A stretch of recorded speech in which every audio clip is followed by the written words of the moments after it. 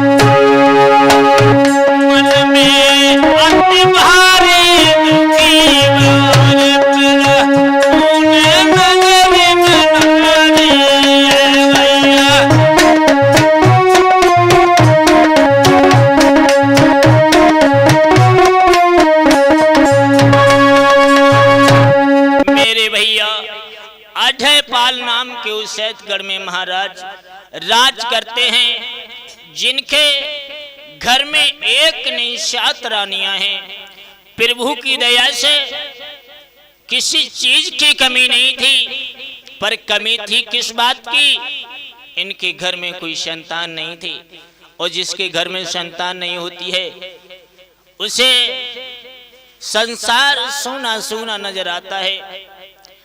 महाराज अजयपाल की कचहरी लगी हुई थी, बड़े बड़े जवान बैठे हुए थे।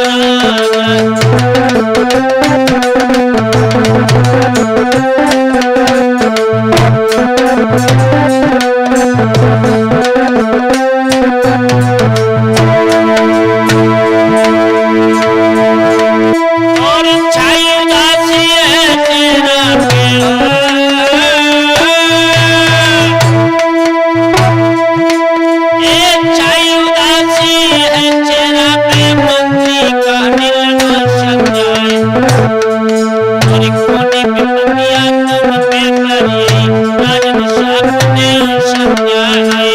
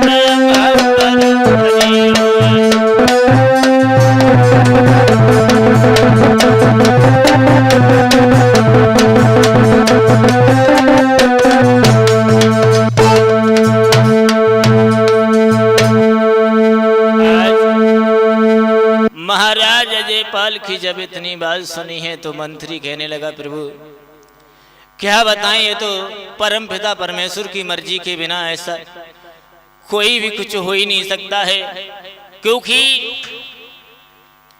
किसी ने बड़े प्यारे शब्दों में लिखा हुआ है कि तेरे सत्ता के बिना सब ही मंगल मूल, पत्ता तक हिलता नहीं, खिले न कोई फूल। उसकी बिना मर्जी से प्रभु पत्ता भी नहीं हिल सकता है।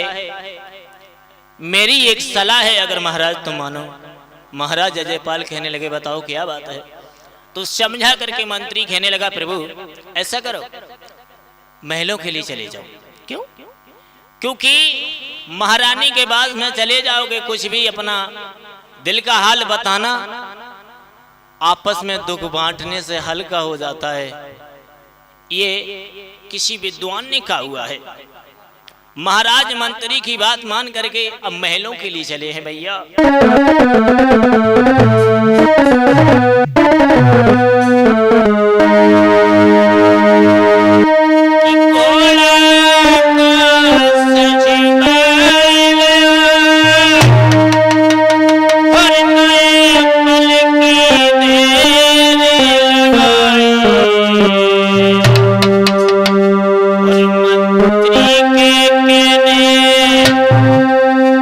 के कारण में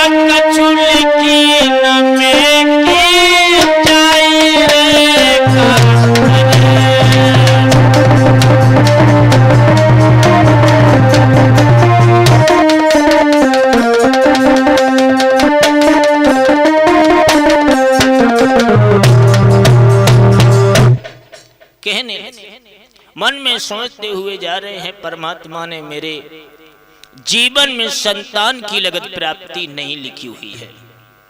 महाराज जयपाल घोड़ा पे सवार हैं। एक बात और बता दें, महाराज के घर में एक नहीं 7 रानियां थीं, पर 7 रानियों के कोई संतान नहीं थी, क्योंकि उस शैतगढ़ में क्या बात हुई भैया।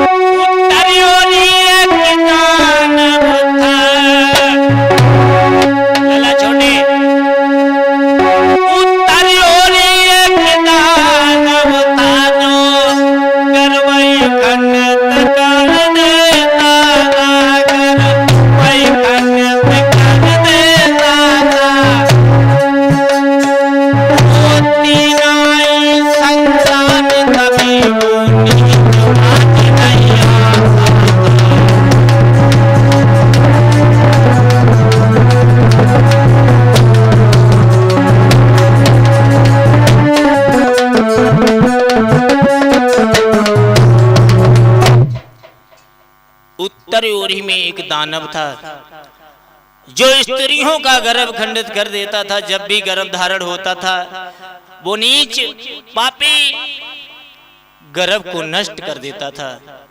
पर महाराज को इस बात का कोई अवगत नहीं था कि हमारी रानियों के संग में क्या हो रहा।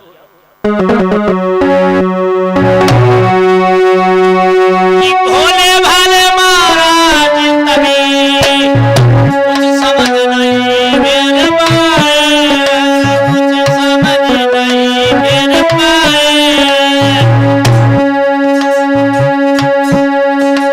उनने जानी है लीला परमेश्वर की, मन में वो घबराए।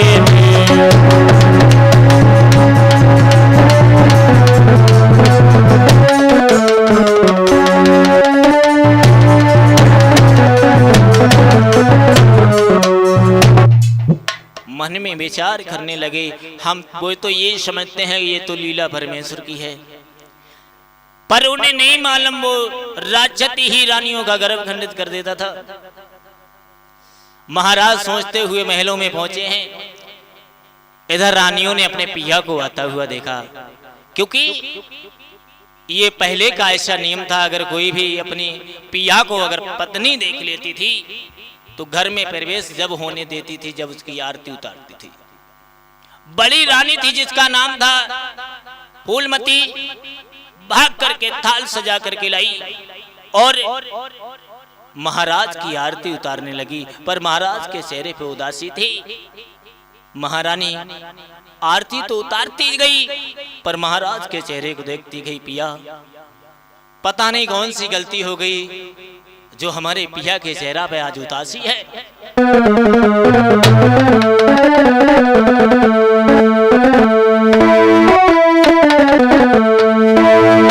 आवत देखे पिया मगन भौजिया बड़ी हरसाई,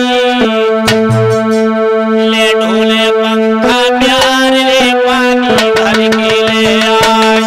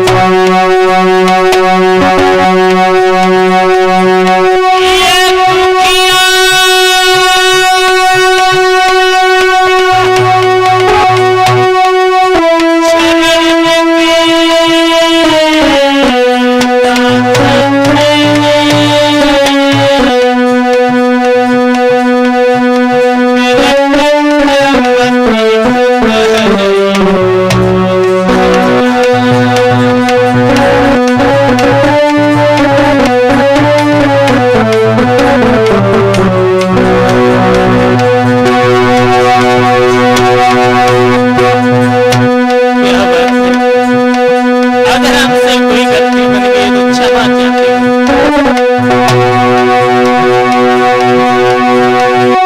क्या हुआ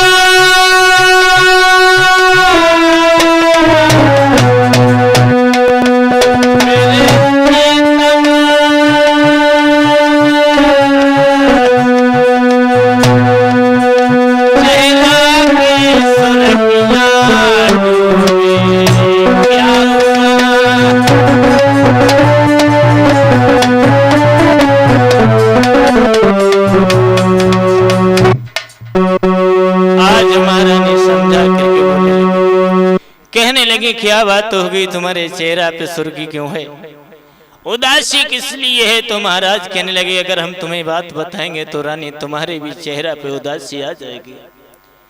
महारानी कहने लगी ऐसी क्या बात है? तो सुनो।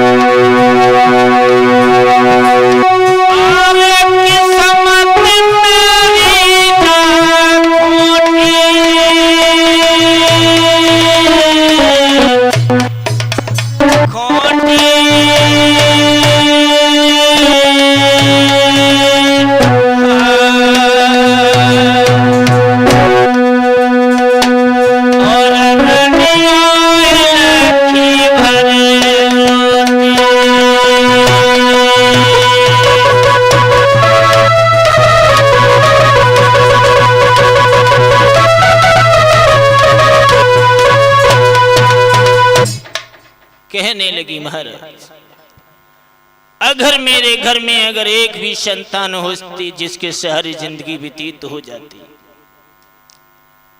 आज वो प्यारी अपने पिया को धीरज बंधाने लगी। कहने लगी पिया एक बात कहूं?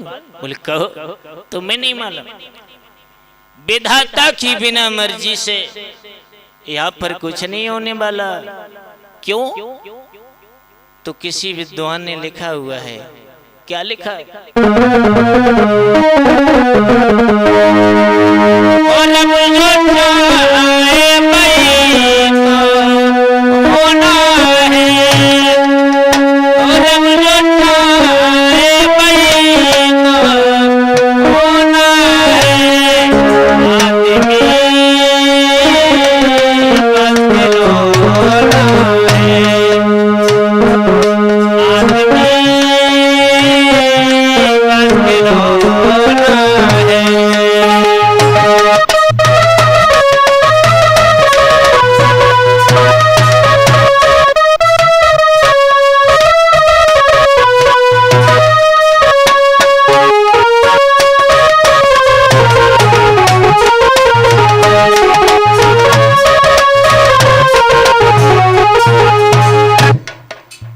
भगवान की बिना मर्जी से हमारे किसी भी तरह से सुख नहीं मिल सकता, क्योंकि हम तो एक भगवान की कठपुतली है। जिस तरह से नचाएगा उसी तरीका से नाचेंगे। अपने पिया को समझाने के बाद में तो महाराज अजयपाल ने एक बात कही प्यारी, मेरा मन करता है कि हम अपने उसैदगढ़ में भ्रमण करें। आज महाराज अजयपाल महारानी की आज्ञा पा करके उसैदगढ़ में भ्रमण करने के लिए चल दिए। जब उसैदगढ़ में भ्रमण करने के लिए चले हैं, घोड़ा पे सवार हुए हैं, संग में मंत्री है और महाराज एक गली से गुजरे। उस गली में जब गुजर करके दूसरी गली में जब नंबर लगाया है महाराज ने, तो क्या देखा, अरे सन्मुख में रानी आई,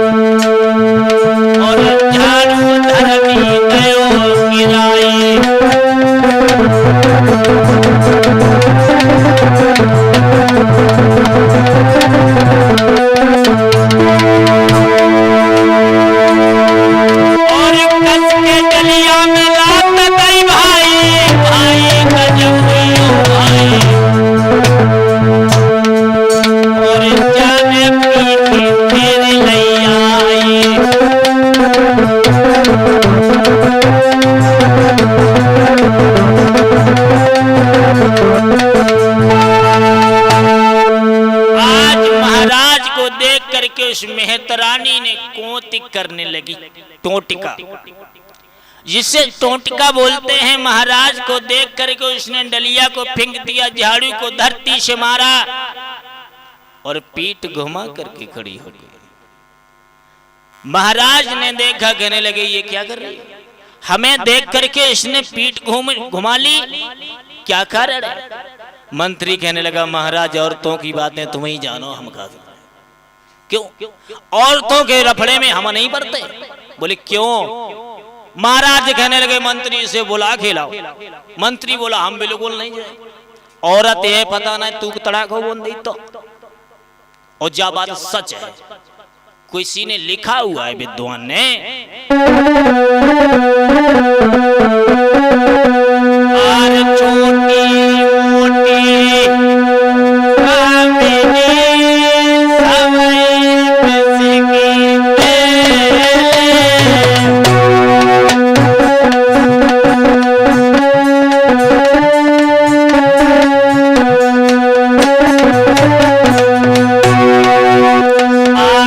छोटी मोटी सवई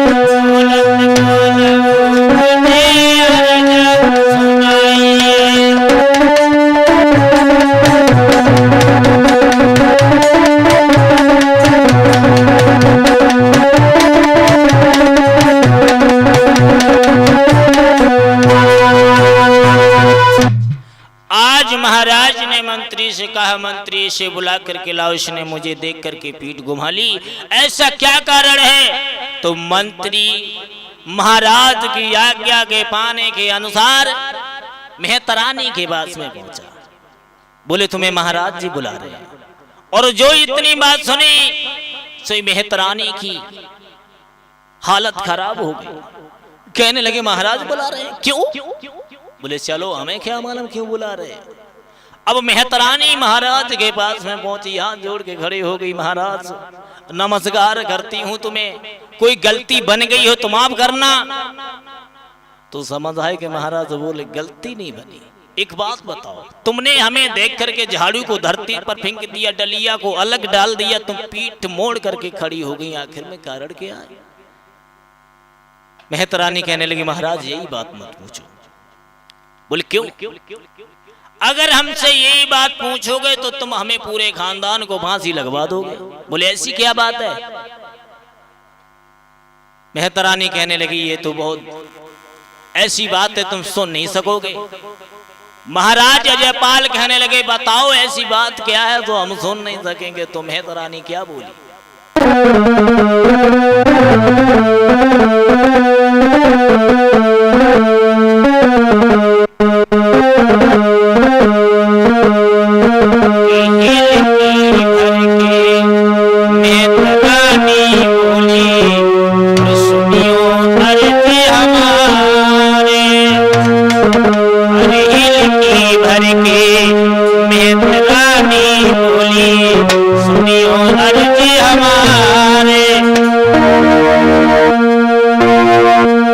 और नायक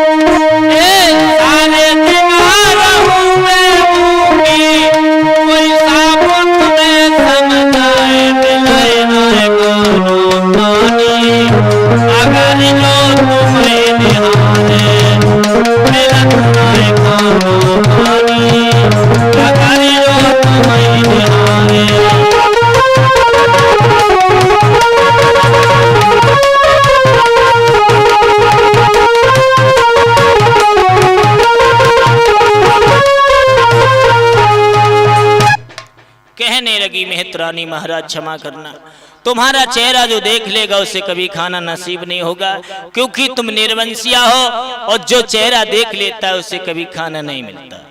महाराज कहने लगे मेहतरानी अपनी वाणी पर संयम रखो, पागल हो गई, ऐसा कभी हो सकता है? मेहतरानी बोली महाराज अवश्य होगा। बोले क्यों? क्योंकि ये परम पिता परमेश्वर की बनाई हुई चीज है। इतनी बात सुनी है महाराज अजय पाल कहने लगे अगर बात सच हो गई तो हमारे माथे पर कलंक का टीका लग जाएगा और रो करके क्या बोल।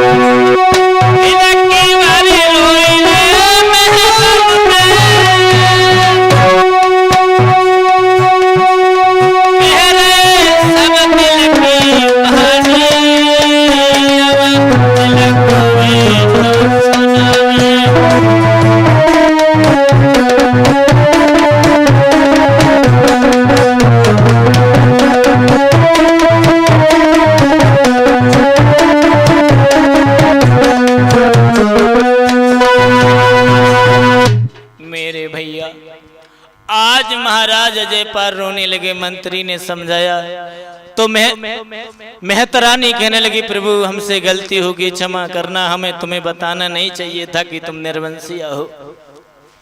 महाराज कहने लगे, सुनो, इस कलंक को हम अपने माथे पर नहीं लगने देंगे। ऐसा करो कि तुम आज का भोजन मेरे घर पे करोगी।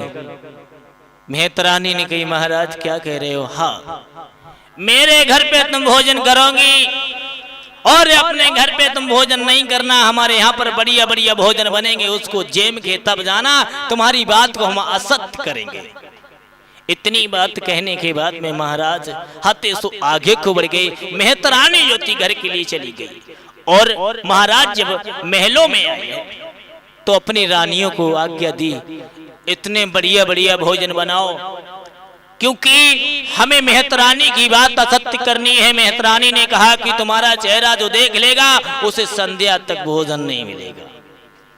इतनी बात जब कही है तो रानियों ने बहुत बढ़िया बढ़िया भोजन बनाए। बनाने के बाद में सिपाहियों को भेजा गया कि जाओ तुम मेहतरानी को बुला करके लाओ और ये कलंक अपने माथे से हमें मिटाना है, उसे आज का भोजन हमारे घर पर करो। जब हुआ ऐसा, भैया मेहतरानी को बुलाने के लिए जब सिपाही गए और मेहतरानी को बुला करके जो लेके आए घर पे, मेहतरानी जब घर पे आ गई, मेहतरानी लाई बुलाए, कहीं समझाए, सुनो मेरी बानी, तुम प्रेम से भोजन करियो रे, कोई तुमको रही जिमाई।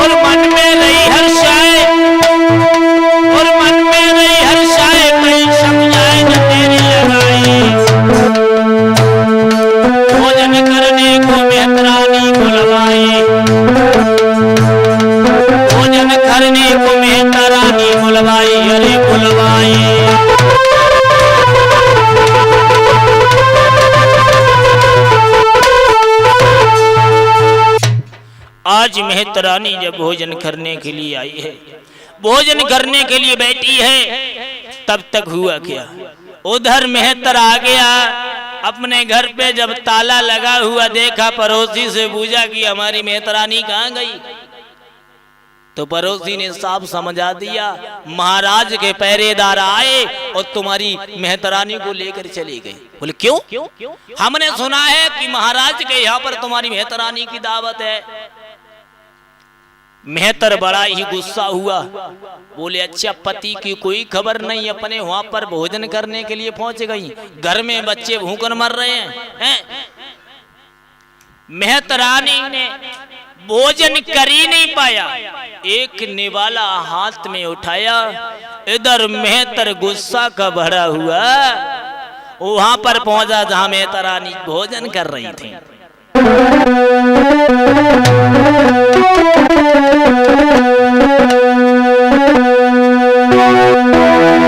जाने धक्का तीनों मारी रे, मेहतरानी गिरी गच खाई।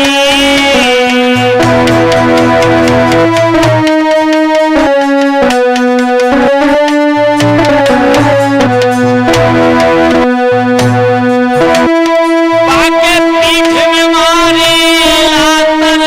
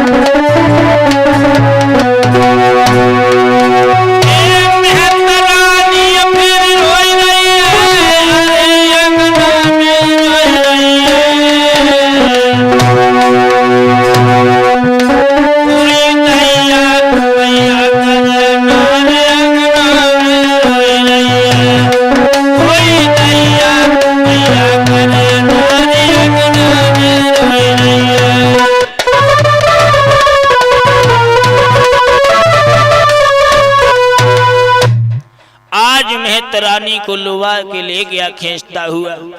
बेचारी ने भोजन नहीं कर पाए। महाराज के विचार आया कि लगता है मेहतरानी की बात सत्य हो जाएगी।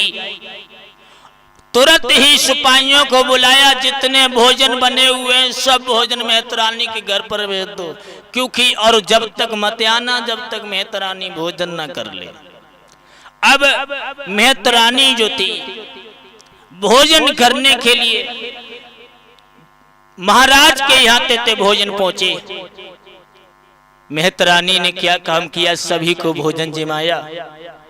भोजन करवाने के बाद में जब अपने को भोजन परोसा, परोसने के बाद में जब निवाला उठाया, तब तक क्या हुआ,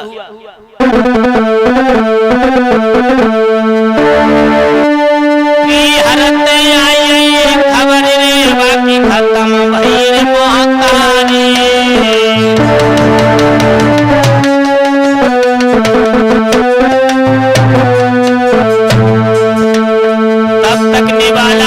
मेहतरानी ने भोजन नहीं कर पाया।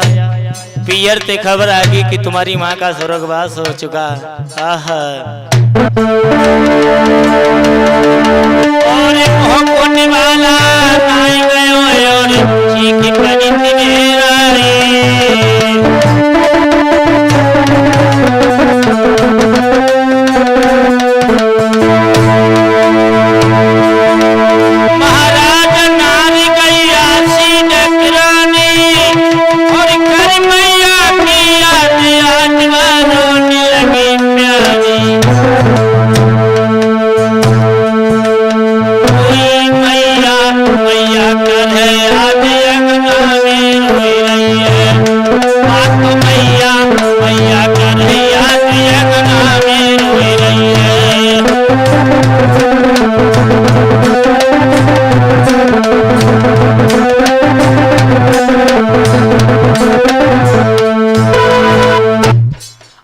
मेहतरानी रोने लगी, कहने लगी फिर भी उसे खाना नसीब नहीं हुआ। पूरी रात रोते रोते हो गई। और भैया मेहतरानी का हाल बेहाल है।